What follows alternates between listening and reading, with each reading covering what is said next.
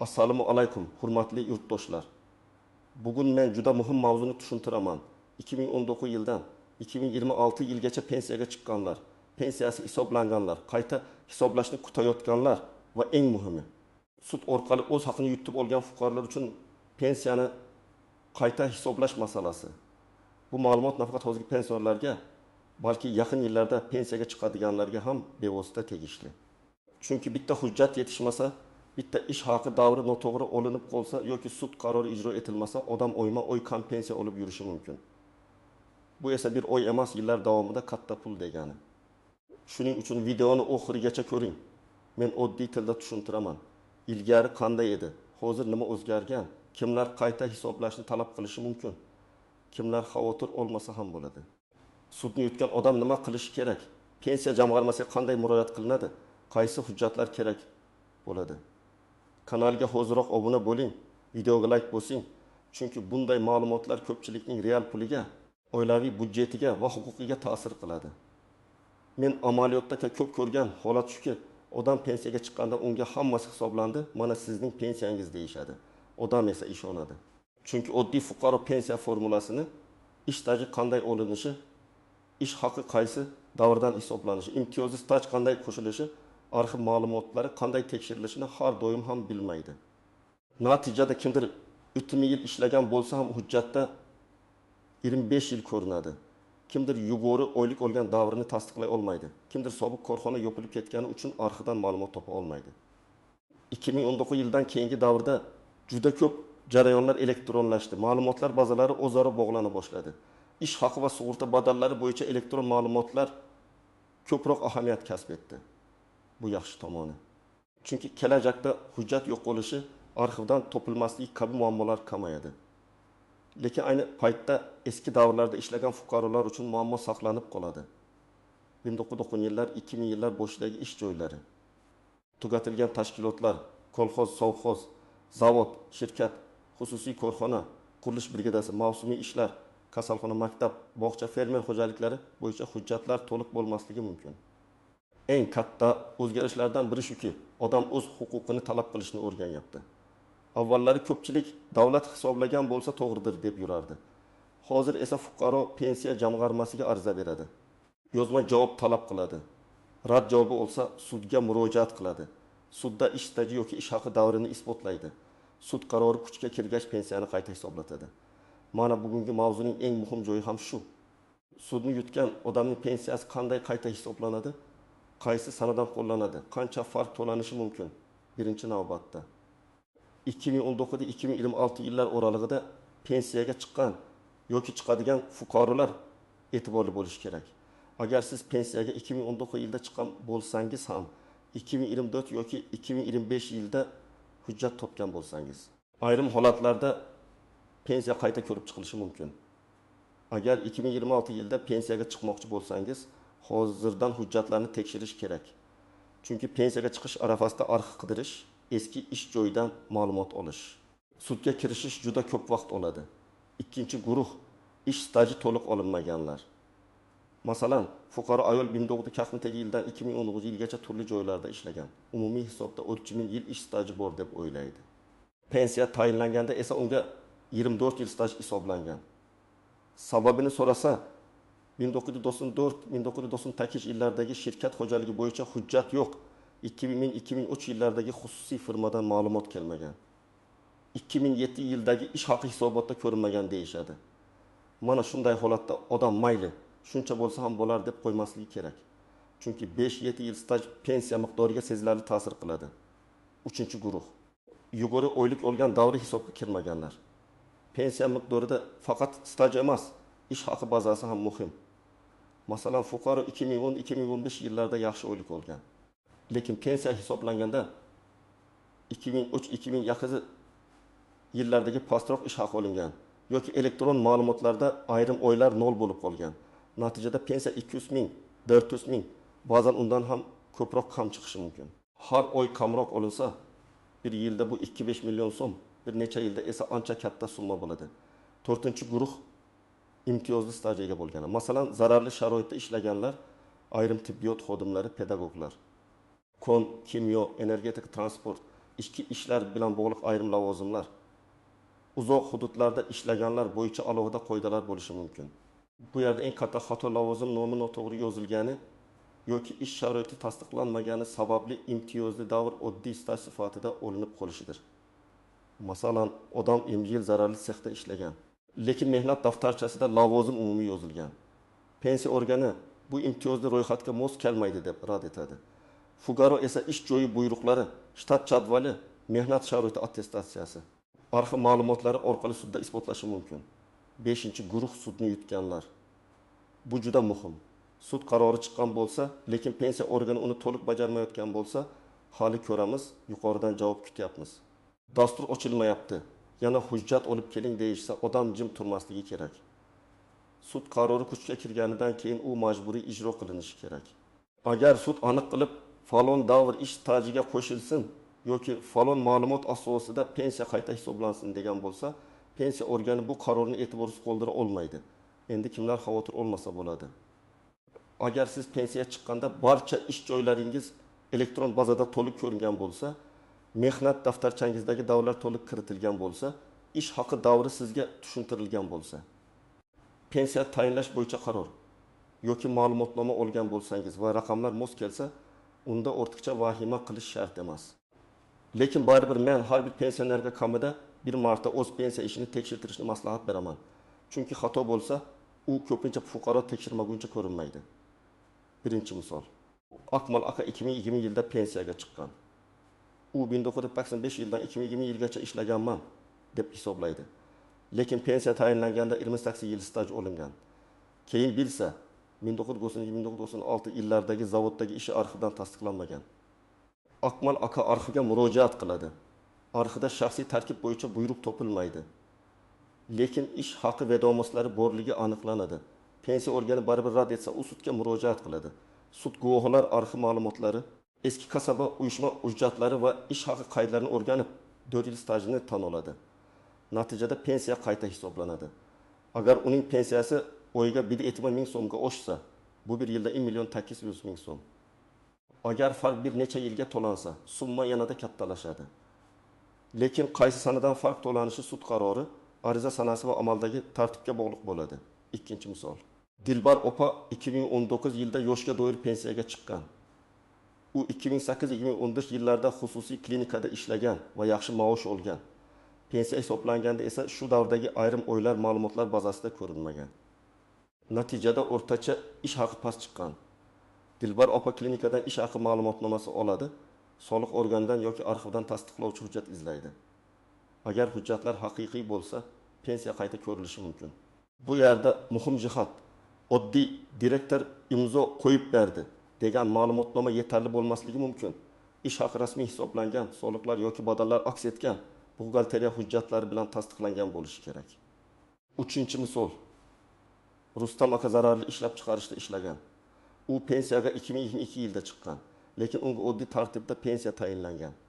Sababi mehnat daftarchasida ustasi deb yozilgan. Aslida u zararli sex ustasi bo'lgan. Bu farq juda muhim. Agar lavozim ro'yxatda aniq ko'rsatilgan bo'lsa, zararli sharoit tasdiqlansa, u imtiyozli tartibda yoki yuqoriroq hisob bilan pensiya olish huquqiga ega bo'lishi mumkin. Rustam aka korxona arxividan buyruqlarni, lavozim yo'riqnomasini, sex nomini, mehnat sharoiti hujjatlarini oladi. Pensiya organi rad etsa, sudda bu hujjatlar bilan isbotlaydi. Sud foydasiga qaror chiqarsa, pensiya qayta hisoblanadi. 4-misol. Mahmud aka sudda yutgan, sud qarori kuchga kirgan. Qarorda 1937-1935 yillar ish stajiga kiritilsin deyilgan. Lekin u pensiya bo'limiga borganida bizga ijara varaqasi kelmadi. Sud qarorini olib keling, yana bir oy kuting deyishadi. Men bunday holatda fuqaroga og'zaki yurmaslikni maslahat beraman. Yozma ariza topshiriladi. Arizada sud nomi, ish raqami, qaror sanasi, qaror kuchga kirgan sanasi ko'rsatiladi. Pensiyani qayta hisoblash va farqni to'lash so'raladi. Arizaga sud qarorining nusxasi, kuchga kirganligi haqidagi belgi yoki ma'lumot, shaxsni tasdiqlovchi hujjat nusxasi. Pensiya hujjatlari ilova qilinadi. Ariza qabul qilingani haqida kirim raqami olinadi. Shundan keyin javobni yozma kutish kerak. Birinchi nozik jihat. Har qanday hujjat pensiyani avtomatik oshirib yubormaydi. Ba'zi odamlar men yangi ma'lumotnoma topdim, demak pensiyam oshadi deb o'ylaydi. Yo'q hujjat pensiya formulasiga ta'sir qilsa, stajni ko'paytirsa, ish haqini yaxshilasa yoki imtiyozli huquqni tasdiqlasa oshadi. Agar topilgan hujjat oldin ham hisobga olingan davrni takrorlasa, natija o'zgarmasligi mumkin. Ikkinchi nozik jihat qayta hisoblash sanasi. Odamlar eng ko'p shu masalada adashadi. Men 2020 yildan beri kam olganman. Endi hammasini 2020 yildan to'lab bersin deydi. Ba'zi hollarda shunday bo'lishi mumkin, lekin har doim emas. Qayta hisoblash qaysi sanadan qilinishi, ariza qachon berilganiga, hujjat qachon taqdim etilganiga, oldingi xatolik kimning aybi bilan bo'lganiga, sud qarorida nimalar yozilganiga va amaldagi qonunchilikdagi cheklovlarga bog'liq. Shuning uchun sudga murojaat qilganda ham talabni to'g'ri qo'yish kerak. Faqat stajdan olish emas, balki pensiyani qayta hisoblash va to'lanmagan farq masalasini ham aniq ko'rsatish lozim. Uchinchi nozik jihat sud qarorining mazmuni. Agar sud faqat falon yillar ish staji sifatida tan olinsin desa, pensiya organi shu stajni qo'shib qayta hisoblaydi. Lekin agar farqni qaysi sanadan to'lash bo'yicha nizo bo'lsa, bu alohida masala bo'lib qolishi mumkin. Shu sababli sudga kirishda da'vo talablari puxta yozilishi kerak. Men ko'p ko'rganman, odam sudni yutgan, lekin qarorda faqat fakt tan olingan. Keyin pensiya organi minimal darajada qayta hisoblaydi. Fuqaro esa yana tortishga majbur bo'ladi. To'rtinchi nozik jihat guvoh ko'rsatmasi. Ish stajini tasdiqlashda guvohlar ayrim hollarda yordam beradi. Lekin hamma masalada emas. Masalan, men u bilan birga ishlaganman degan ikki guvohning o'zi ish haqini tasdiqlamaydi. Ish haqi uchun buxgalteriya hujjati, hisob-kitob qoidalari, soliq badal yoki arxiv ma'lumoti kerak bo'ladi. Guvoh staj faktini ko'rsatishi mumkin, lekin oylik miqdorini odatda rasmiy hujjat tasdiqlashi kerak. 5-nozik jihat mehnat daftarchasidagi xatolar. Ism, familiya bir harfga noto'g'ri yozilgan, tug'ilgan sana adashgan. Korxona muhri o'qilmaydi. Ishga qabul qilish buyrug'i bor, lekin ishdan bo'shash buyrug'i yo'q. Lavozim nomi qisqartirib yozilgan. Bularning hammasi pensiya hisobida muammo tug'dirishi mumkin. Bunday vaziyatda avval arxiv orqali aniqlashtirish, ish beruvchining huquqiy vorisini topish, bo'lmasa sud orqali hujjatga egalik yoki ish faktini tasdiqlash kerak bo'ladi. 6-nozik jihat ishlayotgan pensionerlar. Ba'zi pensionerlar pensiyaga chiqqandan keyin ham ishlashda davom etadi. Ishlagan davr, rasmiy daromad va sug'urta bilan bog'liq ma'lumotlar kelgusida qayta hisoblashga ta'sir qilishi mumkin bo'lgan holatlar bor. Lekin bu ham avtomatik va har doim bir xil emas. Shuning uchun ishlayotgan pensioner o'z ish beruvchisi rasmiy hisobot topshirayotganini, ish haqi to'liq ko'rsatilayotganini, mehnat shartnomasi qonuniy rasmiylashtirilganini tekshirish kerak. 7-nozik jihat 2026 yilgacha pensiyaga chiqadiganlar uchun oldindan tayyorgarlik. Agar siz 2025 yoki 2026 yilda pensiyaga chiqmoqchi bo'lsangiz, pensiya yoshiga yetgandan keyin yugurib qolmang. Hozirdan mehnat daftarchangizni oling va barcha yozuvlarni tekshiring. Qaysi korxonada qachon ishlagansiz, kirish va chiqish sanalari mosmi, muhr bormi, buyruq raqamlari bormi? Familiyangiz o'zgargan bo'lsa, nikoh yoki familiya o'zgarishi hujjatlari bormi? Eski ish joyi tugatilgan bo'lsa, uning arxivi qayerda saqlanishini aniqlang. Bu ishlar vaqt oladi, lekin keyin sizni katta muammolardan qutqaradi. Endi men aniq qadamlarni aytaman. Birinchi qadam, o'z pensiya ishingiz bo'yicha ma'lumot oling. Pensiya jamg'armasining tuman yoki shahar bo'limiga murojaat qiling.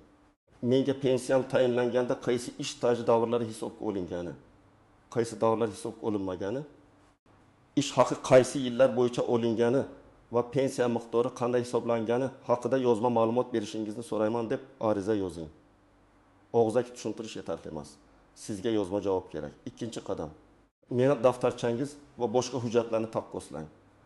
Mehnat daftarchasidagi har bir davr pensiya hisobida bormi, yo'qmi tekshiring. Masalan, 1999-1993 yillar bor. 1993-1997 yo'q bo'lsa, darhol sababini so'rang. Har bir tushmagan davr bo'yicha alohida ro'yxat tuzing. Qaysi tashkilot, qaysi lavozim, qaysi sana, qaysi hujjat yetishmayapti, barchasini yozib chiqing. 3-qadam, arxivga murojaat qiling. Tuman, viloyat yoki idoraviy arxivlarda eski korxonalar hujjatlari bo'lishi mumkin. Arizada tashkilot nomini, ishlagan yillaringizni, lavozimingizni, iloji bo'lsa bo'lim yoki sex nomini ko'rsating. Faqat mening stajimni topib bering deb umumiy yozmang. Qancha aniq yozsangiz, javob shuncha aniq bo'ladi. Arxivdan ishga qabul qilish va bo'shatish buyruqlari, shaxsiy varaqa, ish haqi qoidalari, lavozim bo'yicha ma'lumotlar so'raladi. 4-qadam. Ish haqi bo'yicha hujjatlarni alohida yig'ing. Pensiyani oshirishda ish haqi ma'lumotlari juda muhim. Agar sizda maosh yuqori bo'lgan davr bo'lsa, aynan shu davrni tasdiqlovchi hujjat izlang. Buxgalteriya vedomoslari, daromad ma'lumotnomasi, soliq organi ma'lumotlari, ish beruvchi hisobotlari, bank orqali oylik tushgan bo'lsa, bank ko'chirmalari ham ayrim holatlarda yordamchi dalil bo'lishi mumkin. Lekin asosiy e'tibor rasmiy va tasdiqlangan hujjatlarga qaratiladi. 5-qadam. Pensiya jamg'armasiga qayta hisoblash bo'yicha ariza bering. Arizada shunday mazmun bo'lishi mumkin: mening pensiyam tayinlanganda falon yillardagi ish stajim yoki ish haqim hisobga olinmagan. Ilovada taqdim etilayotgan hujjatlar asosida pensiyamni qayta hisoblab, natijasi bo'yicha yozma javob berishingizni. Pensiya miqdorida farq yuzaga kelsa, belgilangan tartibda to'lab berishingizni so'rayman. Arizaga pasport yoki ID karta nusxasi, pensiya guvohnomasi, mehnat daftarchasi nusxasi, arxiv ma'lumotlari, ish haqi ma'lumotnomalari, sud qarori bo'lsa, uning nusxasi ilova qilinadi. 6-qadam. Rad javobi olsangiz, uni saqlang. Ko'pchilik og'zaki rad etilgandan keyin uyga qaytib ketadi. Bu xato. Sizga yozma rad javobi kerak. Chunki sudga murojaat qilganda men bordim, ular qabul qilmadi deyish yetarli bo'lmaydi. Yozma javobda nima sababdan rad etilgani ko'rsatiladi. Keyin aynan shu sababga qarshi dalil tayyorlanadi. 7-qadam. Sudga murojaat qilishdan qo'rqmang, lekin tayyorgarliksiz kirmang. Sudga ariza berishda talabni aniq qo'ying.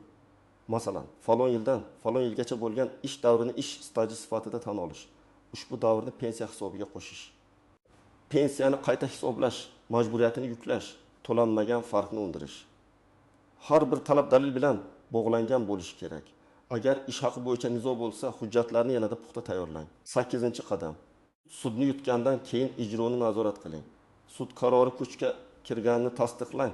Qaror nusxasini oling. Pensiya organiga yozma ariza bilan topshiring. Kirim raqamini oling. Agar belgilangan muddatda ijro qilinmasa, yuqori turuvchi tashkilotga, ijro organlariga yoki zarur bo'lsa, sudga qayta murojaat qilish mumkin. Sud qarori qog'ozda qolib ketmasligi kerak. 9-qadam. Barcha hujjatlarning nusxasini saqlang. Arizalar, javoblar, arxiv ma'lumotlari, sud qarorlari, pochta kvitansiyalari, kirim raqamlari hammasini bitta papkaga joylang. Bugun kerak bo'lmasa ham ertaga kerak bo'lishi mumkin. Ayniqsa pensionerlar farzandlariga yoki yaqinlariga bu hujjatlar qayerda turganini aytib qo'yish kerak. 10-qadam. Raqamlarni o'zingiz ham taxminan hisoblab ko'ring. Albatta, pensiya hisob kitobi murakkab bo'lishi mumkin. Lekin siz hech bo'lmaganda farq qayerdan chiqayotganini tushunishingiz kerak. Masalan, sizda 6 yil staj tushmay qolganmi? Yuqori maoshli 5 yil o'rniga past maoshli davr olinganmi? Imtiyozli davr oddiy hisoblanganmi? Muammo nimadaligini bilsangiz, arizangiz ham kuchli bo'ladi. Bugun men 2019-2026 yillarda pensiyaga chiqqan va chiqadigan fuqarolar, shuningdek sudni yutgan pensionerlar uchun qayta hisoblash masalasini batafsil tushuntirdim. Eng asosiy xulosa shuki, pensiya tayinlangan bo'lsa, bu hammasi mutlaqo to'g'ri degani emas. Ish staji, ish haqi, imtiyozli davr arxiv hujjatlari va sud qarorlari pensiya miqdoriga bevosita ta'sir qiladi. Agar sizda shubha bo'lsa, og'zaki gap bilan cheklanmay, yozma ariza bering, hujjatlarni yig'ing, rad javobini oling va kerak bo'lsa, sud orqali huquqingizni himoya qiling. Agar siz yoki yaqinlaringiz 2019 yildan keyin pensiyaga chiqqan bo'lsa, pensiya hujjatlarini bir marta tekshirtirib qo'ying. Agar sudni yutgan bo'lsangiz, qaror ijrosini albatta nazorat qiling. Kommentariyada yozing, sizda pensiya qayta hisoblash bo'yicha muammo bo'lganmi? Qaysi yillar stajingiz hisobga olinmagan? Sudga murojaat qilganmisiz? Videoga like bosing. Kanalga obuna bo'ling va bu videoni pensioner tanishlaringizga yuboring. Chunki bunga ma'lumot kimningdir oyma-oy olayotgan pulini oshirishi, kimningdir yillar davomida yo'qolgan haqqini qaytarishiga sabab bo'lishi mumkin.